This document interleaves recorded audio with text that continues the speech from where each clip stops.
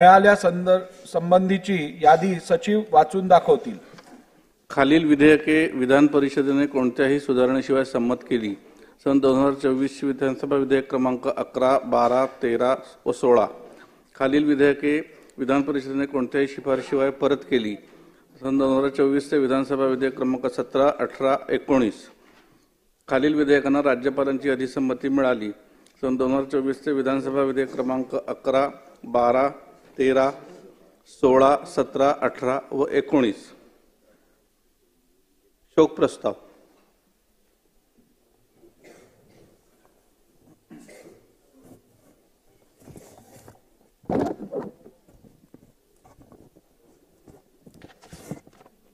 मी पुढील प्रमाणे शोक प्रस्ताव मांडतो।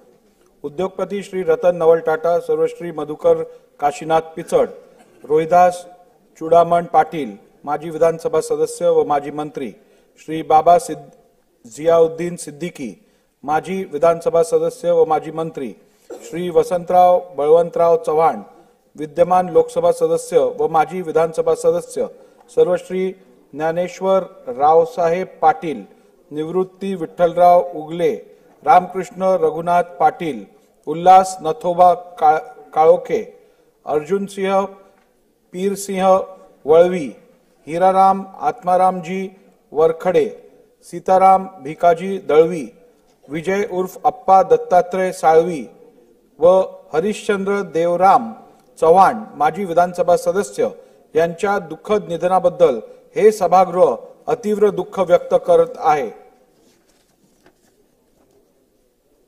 आधुनिक भारतीय उद्योग विश्वाचे महर्षी पद्मविभूषण रतन नवल टाटा यांचा जन्म 28 डिसेंबर 1937 रोजी मुंबईमध्ये झाला। त्यांचे प्राथमिक शिक्षण मुंबईतील कॅम्पियन स्कूलमध्ये झाले।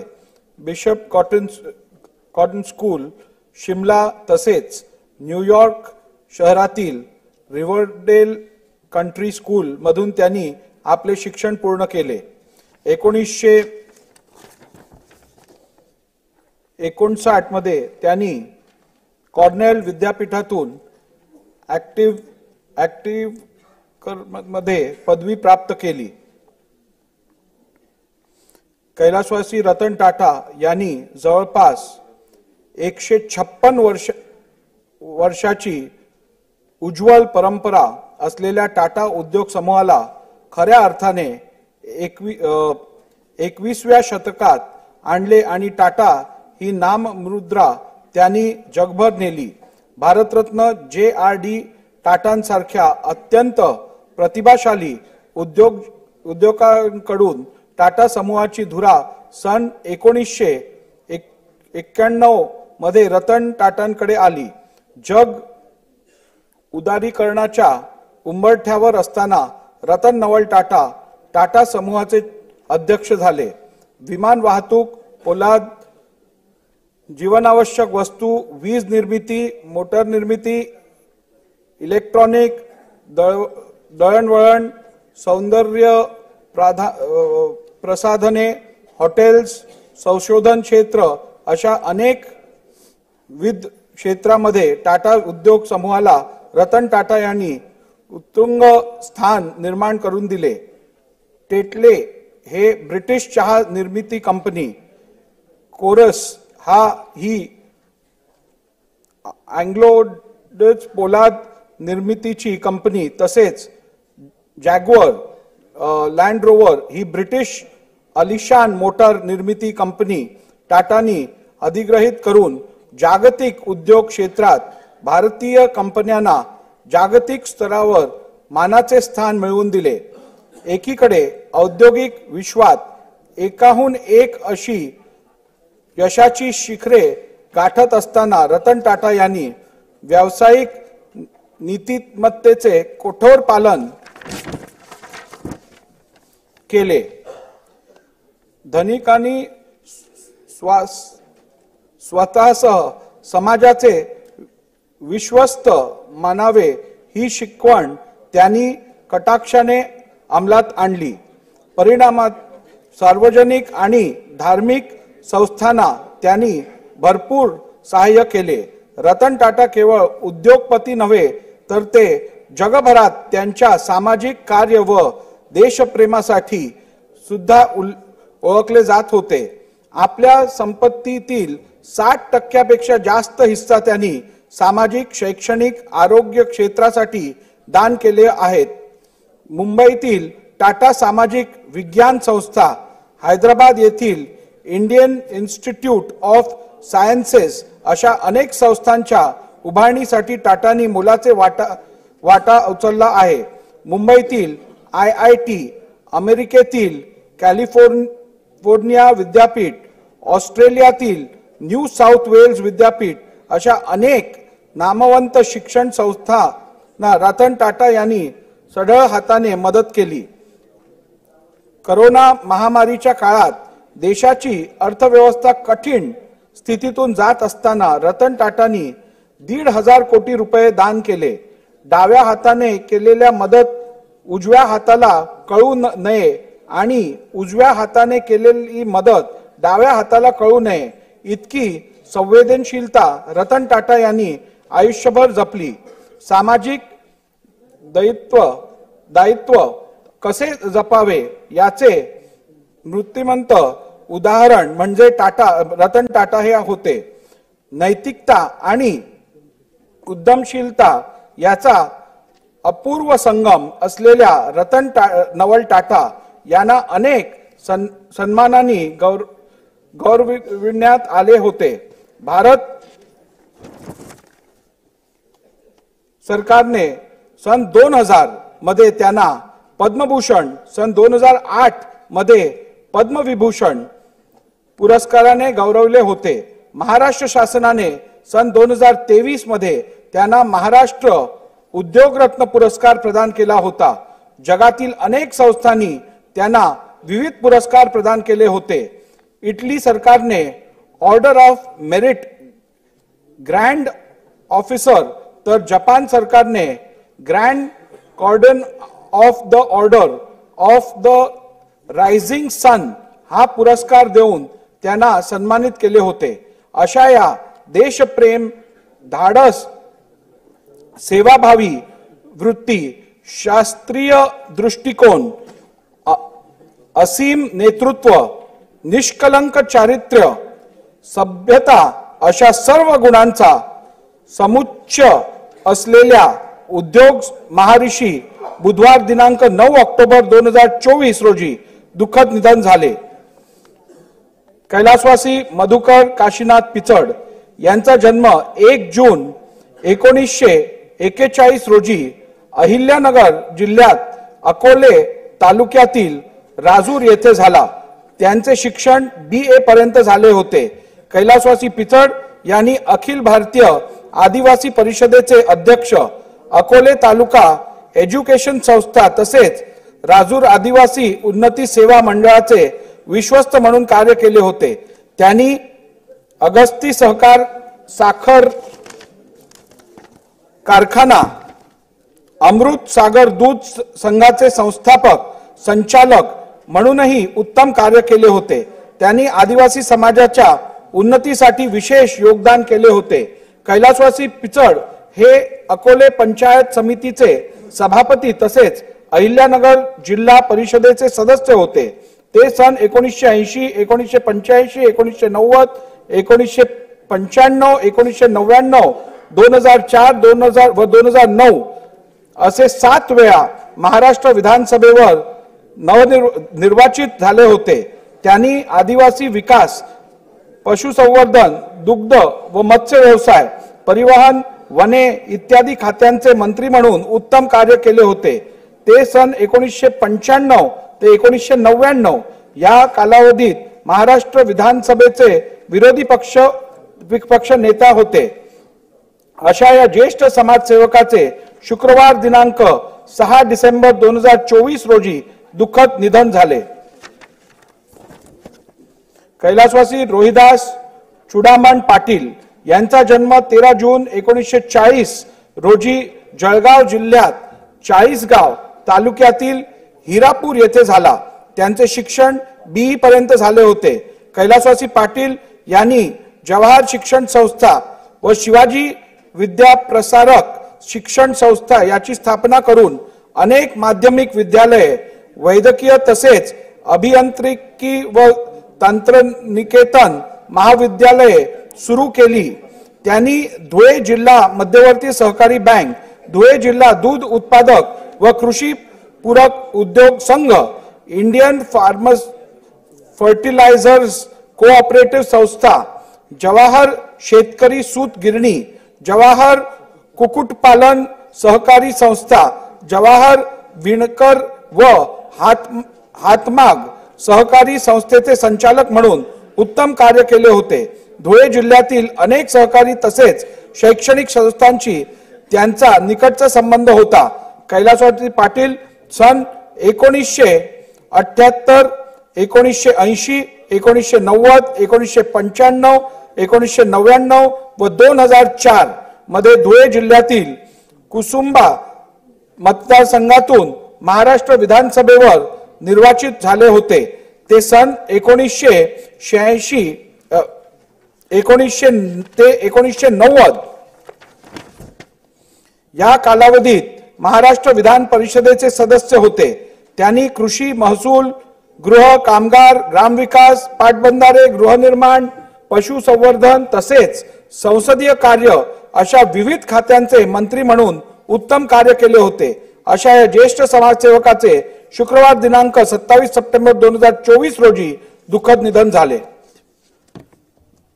बाबा जियाउद्दीन सिद्दीकी यांचा जन्म 30 सप्टेंबर 1958 रोजी मुंबईतील बांद्रा येथे झाला। त्यांचे शिक्षण पदवीपर्यंत झाले होते। बाबा सिद्दीकी यांनी बाबा ऑर्गनायझेशन ऑफ सोशल सर्व्हिसेसची स्थापना करून अनेक समाज उपयोगी उपक्रम राबविले। मुंबई उपनगरातील अनेक गरीब व होतकरू विद्यार्थ्यांची शिक्षणाची सोय केली। मुंबई उपनगरातील अनेक सामाजिक व सांस्कृतिक संस्थांशी त्यांचा निकटचा संबंध होता। सन 2000 ते 2004 या कालावधीत महाराष्ट्र गृहनिर्माण व क्षेत्र विकास प्राधिकरणाचे ते अध्यक्ष होते। बाबा सिद्दीकी हे सन 1997 ते 1999 या काळात मुंबई महानगरपालिकेचे सदस्य होते। ते सन 1999, 2004 व 2009 असे 3 वेळा वांद्रे पश्चिम मतदारसंघातून महाराष्ट्र विधानसभेवर निर्वाचित झाले होते। त्यांनी सन 2004 ते 2008 या कालावधीत कामगार, अन्न व नागरी पुरवठा, ग्राहक संरक्षण तसेच अन्न व औषध प्रशासन खात्याचे राज्यमंत्री म्हणून उत्तम कार्य केले होते। अशा या ज्येष्ठ समाजसेवकाचे शनिवार दिनांक 12 ऑक्टोबर 2024 रोजी दुःखद निधन झाले। कैलासवासी वसंतराव बळवंतराव चव्हाण यांचा जन्म 15 ऑक्टोबर 1954 रोजी नांदेड जिल्ह्यात नायगाव येथे झाला। त्यांचे शिक्षण बीकॉम पर्यंत झाले होते। कैलासवासी चव्हाण यांनी एज्युकेशन सोसायटी नायगाव या संस्थेद्वारे प्राथमिक, माध्यमिक शाळा तसेच महाविद्यालये सुरू करून ग्रामीण भागातील विद्यार्थ्यांच्या शिक्षणाची सोय केली होती। त्यांनी नांदेड जिल्हा मध्यवर्ती सहकारी बँकेचे अध्यक्ष, नायगाव सेवा सहकारी सोसायटीचे सदस्य, स्वामी रामानंद तीर्थ मराठवाडा विद्यापीठाचे सिनेट सदस्य म्हणूनही कार्य केले होते। कैलासवासी चव्हाण यांनी नायगाव कृषी उत्पन्न बाजार समितीचे सभापती, नांदेड जिल्हा परिषदेचे सदस्य म्हणून कार्य केले होते। ते सन 2002 ते सन 2008 या कालावधीत महाराष्ट्र विधान परिषदेचे सदस्य होते। तर 2009, 2014 व 2014 ते 2019 या कालावधीत ते नांदेड जिल्ह्यातील नायगाव मतदारसंघातून महाराष्ट्र विधानसभेवर निवडून आले होते। ते 2024 मधील लोकसभेवरही निर्वाचित झाले होते। विधिमंडळाच्या अनेक समित्यांवर त्यांनी कार्य केले होते। अशा या ज्येष्ठ समाजसेवकाचे सोमवार दिनांक 26 ऑगस्ट 2024 रोजी दुःखद निधन झाले। कैलासवासी ज्ञानेश्वर रावसाहेब पाटील यांचा जन्म 26 नोव्हेंबर 1967 रोजी झाला. त्यांचे शिक्षण MSc पर्यंत झाले होते. कैलासवासी पाटील यांनी पारंडा नगरपालिकेचे नगरसेवक म्हणून कार्य केले होते. शिवसेना पक्षाचे पारंडा तालुका प्रमुख म्हणून 9 वर्ष कार्य केले. त्यांचा पारंडा तालुक्यातील अनेक सामाजिक, शैक्षणिक तसेच सांस्कृतिक संस्थांशी निकटचा संबंध होता. कैलासवासी पाटील सन 1995 व 1999 मध्ये पारंडा मतदारसंघातून महाराष्ट्र विधानसभेवर निर्वाचित झाले होते. अशा या ज्येष्ठ समाजसेवकाचे बुधवार दिनांक 2 ऑक्टोबर 2024 रोजी दुःखद निधन झाले. कैलासवासी निवृत्ती विठ्ठलराव उगले यांचा जन्म 6 फेब्रुवारी 1930 रोजी झाला. त्यांचे शिक्षण LLB पर्यंत झाले होते.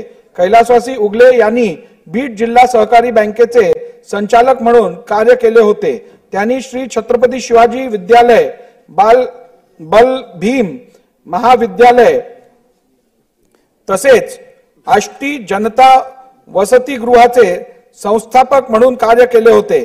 बीड जिल्हा राष्ट्रीय शेतमजूर संघाचे सरचिटणीस, पंजाबराव कृषी विद्यापीठाचे सिनेट सदस्य, आष्टी येथील महात्मा फुले शिक्षण संस्थेचे संस्थापक म्हणून त्यांनी कार्य केले होते. कैलासवासी उगले हे सन 1967 मध्ये बीड जिल्ह्यातील आष्टी मतदारसंघातून महाराष्ट्र विधानसभेवर तसेच सन 1974 मध्ये महाराष्ट्र विधान परिषदेवर निर्वाचित झाले होते. विधानमंडळाच्या अनेक समित्यांवर त्यांनी काम केले होते. अशा या ज्येष्ठ समाजसेवकाचे सोमवार दिनांक 28 ऑक्टोबर 2024 रोजी दुःखद निधन झाले. कैलासवासी रामकृष्ण रघुनाथ पाटील यांचा जन्म 21 नोव्हेंबर 1943 रोजी जळगाव जिल्ह्यात रावेर तालुक्यातील थोर गव्हाण येथे झाला. त्यांचे शिक्षण BSc पर्यंत झाले होते. कैलासवासी पाटील यांनी जळगाव जिल्हा परिषदेचे सदस्य म्हणून कार्य केले होते.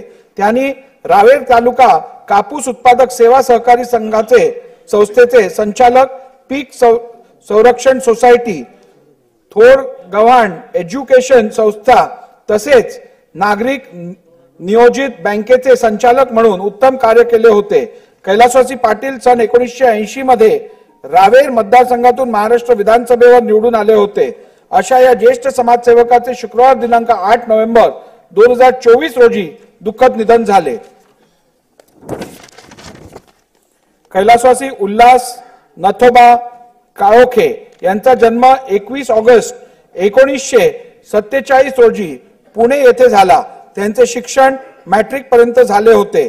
कैलासवासी काळोखे यांनी श्रीमंत दगडूशेठ हलवाई गणपती ट्रस्टचे विश्वस्त, सुवर्णयुग सहकारी बँकेचे अध्यक्ष म्हणून कार्य केले होते. सन 1974 ते 1985 या कालावधीत त्यांनी पुणे महानगरपालिकेचे सदस्य म्हणून कार्य केले. महानगरपालिकेच्या विविध समित्यांवर त्यांनी कार्य केले होते. कैलासवासी काळोखे हे सन 1985 मध्ये कसबा पेठ मतदारसंघातून महाराष्ट्र विधानसभेवर निवडून आले होते. अशा या ज्येष्ठ समाजसेवकाचे शनिवार दिनांक 31 ऑगस्ट 2024 रोजी दुःखद निधन झाले. कैलासवासी अर्जुनसिंह पीरसिंह वळवी यांचा जन्म 15 ऑगस्ट 1951 रोजी नंदुरबार जिल्ह्यात तळोदा तालुक्यातील झिरी येथे झाला. त्यांचे शिक्षण MSc पर्यंत झाले होते. कैलासवासी वळवी यांनी झिरी ग्राम पंचायतीचे सरपंच, तळोदा पंचायत समितीचे सदस्य, तळोदा कृषी उत्पन्न बाजार समितीचे संचालक, सोरापाडा विविध कार्यकारी सोसायटीचे संचालक म्हणून उत्तम कार्य केले होते. आदिवासी समाजाच्या आर्थिक आणि शैक्षणिक प्रगतीसाठी त्यांनी प्रयत्न केले होते. कैलासवासी वळवी सन 1985 मध्ये तळोदा मतदारसंघातून महाराष्ट्र विधानसभेवर निर्वाचित झाले होते. अशा ज्येष्ठ समाजसेवकाचे बुधवार दिनांक 13 नोव्हेंबर 2024 रोजी दुःखद निधन झाले। कैलासवासी हरिराम आत्मारामजी वरखडे यांचा जन्म 6 जुलै 1948 रोजी गडचिरोली जिल्ह्यातील साखरा येथे झाला। त्यांचे शिक्षण मॅट्रिक पर्यंत झाले होते। कैलासवासी वरखडे यांनी सुरुवातीस जिल्हा परिषदेच्या शाळेत शिक्षक म्हणून सेवा केली। जिल्हा परिषद शिक्षक कर्मचारी पतसंस्थेचे ते संचालक होते। शिक्षकी पेशात असताना झाडीपट्टी रंगभूमीच्या माध्यमातून त्यांनी अनेक भूमिका साकारल्या। कैलासवासी वरखडे हे सन 1990 मध्ये आरमोरी मतदारसंघातून महाराष्ट्र विधानसभेवर निवडून आले होते। अशा ज्येष्ठ समाजसेवकाचे शनिवार दिनांक 2 नोव्हेंबर 2024 रोजी दुःखद निधन झाले। कैलासवासी सीताराम भिकाजी दळवी यांचा जन्म 18 मार्च 1945 रोजी मुंबई मधील दादर येथे झाला। त्यांचे शिक्षण MSc पर्यंत झाले होते। कैलासवासी दळवी यांनी शिवसेना पक्षाचे उपविभाग प्रमुख तसेच संपर्क प्रमुख म्हणून कार्य केले होते। सन 1992 मध्ये ते बृहन्मुंबई महानगरपालिकेचे सदस्य म्हणून निर्वाचित झाले होते। मुंबईतील अनेक सामाजिक सांस्कृतिक संस्थांशी त्यांचा निकटचा संबंध होता। कैलासवासी दळवी सन 1995 मध्ये अंधेरी पूर्व मतदारसंघातून महाराष्ट्र विधानसभेवर निवडून आले होते। अशा या ज्येष्ठ समाजसेवकाचे शनिवार दिनांक 5 ऑक्टोबर 2024 रोजी दुःखद निधन झाले। कैलासवासी विजय उर्फ अप्पा दत्तात्रय साळवी यांचा जन्म 23 मार्च 1931 रोजी रत्नागिरी येथील झाडगाव येथे झाला। त्यांचे शिक्षण BA पर्यंत झाले होते। कैलासवासी साळवी यांनी रत्नागिरी नगर परिषदेचे सदस्य म्हणून उत्तम कार्य केले होते। त्यांनी रत्नागिरी विभागीय ST कामगार सेनेचे अध्यक्ष म्हणून कार्य केले होते। त्यांनी रत्नागिरी शिवसेना जिल्हा प्रमुख म्हणूनही आपल्या सामाजिक कार्याचा ठसा उमटवला होता। रत्नागिरी मधील अनेक सामाजिक संस्थांशी त्यांचा निकटचा संबंध होता। कैलासवासी साळवी सन 1995 मध्ये राजापूर मतदारसंघातून महाराष्ट्र विधानसभेवर निर्वाचित झाले होते।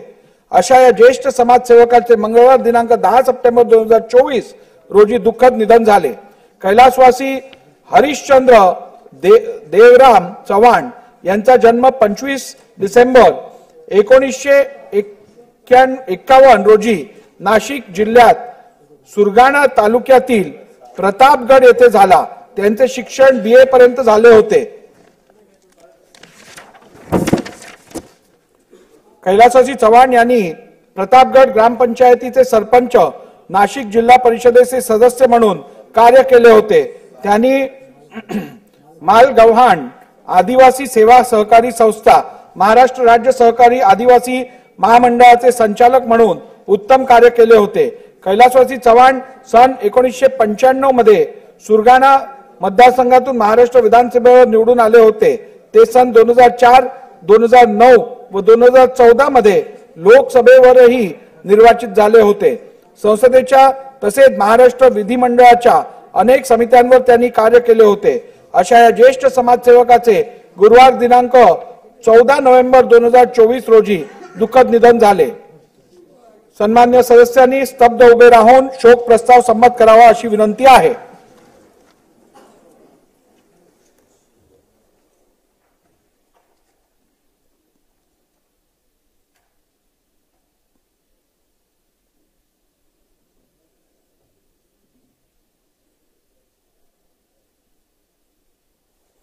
ओम शांती।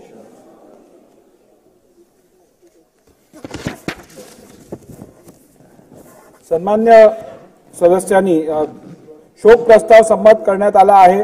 प्रस्तावाची एक प्रत व विधिमंडळाचे स्मृतिपत्र शोकाकुल कुटुंबियांकडे पाठवण्यात येईल।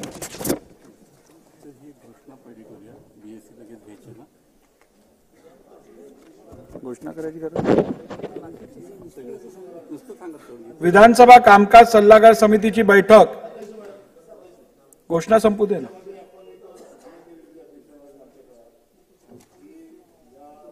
सगळ्या जे कैलासवासी आमदार जे आहेत आपले, ज्यांचा आता आपण शोक प्रस्ताव इथं मांडला, त्यांना तहसीलदार, इथला पोलीस अधिकारी अशा या सन्मानाने तो आपलं ते प्रमाणपत्र आपलं विधिमंडळाचं त्यांना जावं अशा पद्धतीच्या सूचना दिलेल्या होत्या.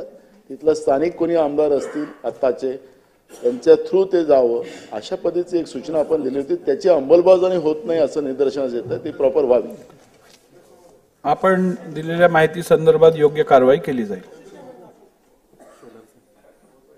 अतिशय चांगली सूचना सन्माननीय नाना पटोले यांनी केली. पण अध्यक्ष महोदय, माझी एक विनंती राहील की सदर शोक प्रस्तावामध्ये कैलासवासी सीताराम भिकाजी दळवी, अंधेरी पूर्व विधानसभेचे आमदार, ते माझे सासरे होते. त्याचा उल्लेख करताना शिक्षणाबद्दल उल्लेख जरा चुकीचा झालाय, तो आपण सुधारून घ्यावा एवढंच माझं म्हणणं आहे. बाकी आपल्या सगळ्यांच्या वतीने माझ्या आणि सगळ्यांच्या श्रद्धांजली आहे. रेकॉर्डवर चुकीचं होऊ नये म्हणून माहिती मिळते. ठीक आहे, रेकॉर्ड तपासून योग्य ती सुधारणा केली जाईल. विधानसभा कामकाज सल्लागार समितीची बैठक, सभागृहाची बैठक संपल्यानंतर लगेच कक्ष क्रमांक 40 येथे होणार आहे.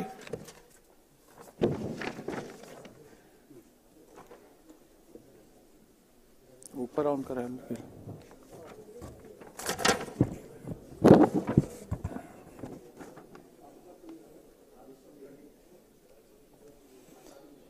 मी खालील घोषणा करतो.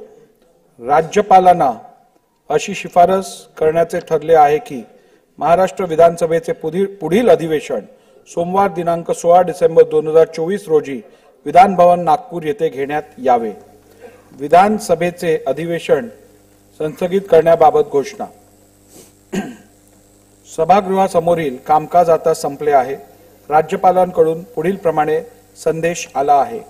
मी CP राधाकृष्णन, महाराष्ट्राचे राज्यपाल, भारताच्या संविधानाच्या अनुच्छेद 174 खंड 2 उपखंड क द्वारे मला प्रदान करण्यात आलेल्या अधिकारांचा वापर करून याद्वारे सोमवार दिनांक 9 डिसेंबर 2024 रोजी होणाऱ्या सभागृहाच्या बैठकीच्या समाप्तीबरोबरच महाराष्ट्र विधानसभेचे अधिवेशन संस्थगित करीत आहे. यानुसार विधानसभेचे अधिवेशन आता संस्थगित झाल्याचे मी जाहीर करतो. राष्ट्रगीत.